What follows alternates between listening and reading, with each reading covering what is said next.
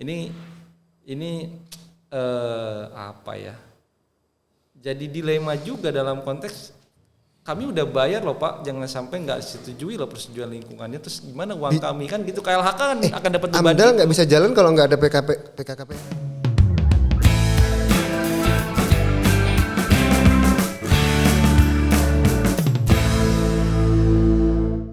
Beririsan dengan kawasan konservasi misalkan segala macam.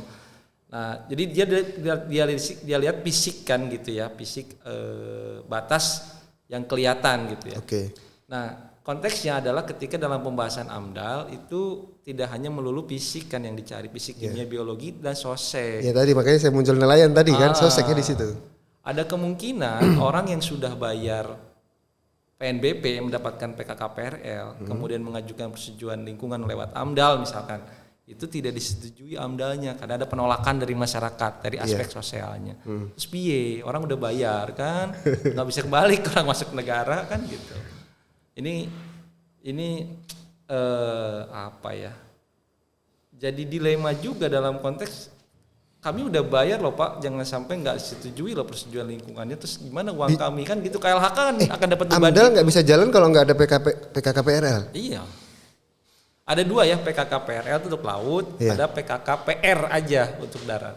Ya PKKPR lah kita sebut. Nggak bisa. Harus itu PKKPRL dulu, baru AMDAL. Nggak bisa memastikan dulu nih, pengusaha pengen memastikan dulu nih, AMDAL dulu deh. Iya, biar aman dulu. Betul. Gimana tuh? Jadi jalan tengahnya kan seharusnya misalkan dari KKP atau instansi yang mengeluarkan kebijakan tata ruang itu menganalisis dulu kesesuaian ruangnya dan mengeluarkan surat bahwa secara tata ruang ini sesuai. Itu sudah cukup buat KLHK sebetulnya untuk diteruskan persetujuan sebelum membayar PNBP. Sebelum membayar PNBP. Sehingga kemudian ketika itu tidak ada masalah AMDAL-nya, keluar persetujuan lingkungannya, barulah dia kemudian bayar PNBP. Itu surat itu diterima di OSS? Surat apa? Yang tadi? Nggak bisa, nggak ada sekarang. Kan saya bilang itu satu paket ya? Jadi gini, peraturan yang ada sekarang satu paket PKPR itu akan keluar jika sudah dibayar PNBP-nya. Jadi si orang akan ngajuin PKPRL nih, dia online gitu kalau nggak salah, kemudian ada persyaratan yang harus dipenuhi, masukin, kemudian ada pertemuan teknis lah gitu untuk membahas batas-batas segala macam, ditambah dikurangi segala macam luasannya, keluar, maka ada pemberitahuan notifikasi, Anda sudah sesuai dengan tata ruang, silahkan bayar. Belum keluar PKKPR belum keluar. Harus bayar dulu. Bayar dulu, barulah PKKPR diterbitkan menteri. Dan itu tidak bisa dilakukan AMDAL dulu, nggak bisa harus itu. Repot karena ya? Gini, bukan mereka nggak mau sih, karena aturannya nggak bilang ada jeda itu. Kalau mau rubah dulu peraturannya. Gitu. Kalau misalkan untuk persetujuan lingkungan ini cukup, misalkan rekomendasi kesesuaian ruangnya aja. Sementara PNBP-nya dibayar setelah persetujuan lingkungannya disetujui, misalkan gitu.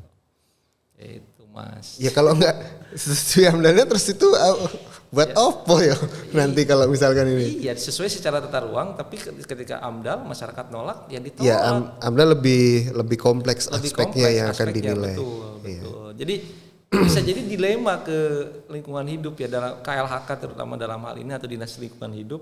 Ketika orang ini sudah punya PKKPRL dan tahu kan berarti dia udah bayar, persetujuan lingkungannya cenderung untuk disetujui gitu, tanpa kemudian ngelihat dampak bahwa ini signifikan atau apa, jangan-jangan gitu loh, ada perasaan orang udah bayar nih gitu kan gitu, atau si pengusahanya saya udah bayar loh Pak gitu, masa saya nggak bisa ngambil lagi duitnya nih kalau nggak disetujui.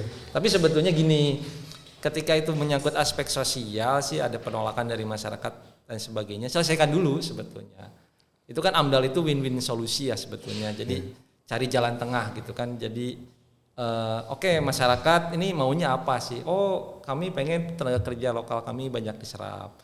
Kami pengen ada program-program pemberdayaan segala macam. Nah itu penuhi aja. Misalkan di matrik RKLPA-nya ketika sudah bilang bahwa prioritas tenaga kerja lokal diutamakan, kemudian atau memprioritaskan tenaga kerja lokal, kemudian ada program CSR dan masyarakatnya udah puas, selesai, bisa disetujui sih sebetulnya sih gitu ya. Jarang sih sebenarnya masyarakat nolak ya, ada investor masuk gitu ya, itu kan kesempatan sebetulnya gitu. Tapi ada beberapa sih yang ada yang menolak juga ada yang keras menolak terkait adat, bisa kata terkait apa namanya, ada kejadian sebelumnya gitu ya yang membuat mereka juga kecewa dan sebagainya, janji-janji tertentu apa gitu. Tapi yang saya lihat sih selama ini masyarakat sih pada dasarnya berharap gitu ya, bahwa investor ini kan tentu saja mereka ingin meningkatkan juga ekonominya segala macam gitu. Ini bisa kemudian ada keluarga mereka yang jadi pekerja sebagainya gitu, ada peluang untuk bikin warung segala macam gitu. Nah, menyangkut itu Kang, ini kita nyangkut ke situ. Pandangan Kang Ari gimana terkait dengan isu lingkungan, kemudian kita juga harus isu ekonomi dan sebagainya, itu pandangan Kang Ari sebagai praktisi seperti apa? Memang kalau memang nggak bisa ya nggak bisa gitu, atau ada win-win solution yang Kang Ari tadi gimana tuh Kang? Iya, jadi gini, PKSPL terutama lah gitu ya, sebagai perguruan tinggi juga sebagai konsultan lingkungan lah tanda petik ya gitu. Yeah. Itu ya dari sisi konsultan lingkungan ya kita mencoba kemudian membuat rencana pengelolaan pemantauan yang aplikatif, kemudian memang betul-betul bisa mengurangi atau mencegah dampak itu membesar atau meluas gitu. Jadi kita juga apa namanya continual improvement ketika kemudian dalam pemantauan di saat-saat berikutnya itu kemudian pengelolaan kita tidak kurang efektif atau segala macam, kita kemudian menjadi pelajaran lah bagi kita, jadi masukan lah, sehingga kemudian mudah-mudahan kita selalu update lah gitu ya pengolahan yang kita lakukan sesuai dengan perkembangan teknologi, perkembangan di lapangan dan sebagainya. Misalkan gini, kita prediksi nih si buangan emisi ini dari cerobong ini nggak nyampe ke masyarakat, tapi tiba-tiba banyak yang sakit segala macam, asma atau sesak batuk segala macam. Nah itu kan berarti kan ada sesuatu yang salah di analisis kita kan gitu. Nah ternyata kan, atau jangan-jangan yang dikeluarkan lebih kan gitu, ya, misalkan gitu. Nah itu ternyata cerobongnya harus dinaikin lagi, misalkan tingginya segala macam. Pemodelannya jangan pakai ini kurang bisa kemudian memprediksi angin segala macam gitu. Kayak gitu. Sebagai konsultan lingkungan lah kita coba kemudian menyeimbangkan lah ya. Menyarankan, menuliskan rencana pengolahan dan pemantauan yang akan wajib dilakukan oleh si pemrakarsa ini yang kemudian bisa mencegah atau mengurangi dampak lingkungan. Nah sebagai perguruan tinggi kemudian challenge sih bagi kita kemudian untuk gimana sih kemudian jika memang ada dampak dari air limbah atau emisi dan sebagainya, kita bisa improve dengan ilmu pengetahuan dan teknologi yang kita dapat di perguruan tinggi gitu. Contoh misalkan yang pembuangan dumping ya, lumpur sama serbuk bor gitu ke laut gitu. Nah pada peraturannya disebutkan bahwa pada tahun 2025 itu kandungan TPH-nya harus 0%. Pada dasarnya sih KLHK ingin kemudian tidak lagi ada pembuangan gitu. Nah ini kan sebetulnya challenge. Ketika saya juga coba mengobrol dengan beberapa pihak, ada yang menawarkan namanya teknologi nanobubble.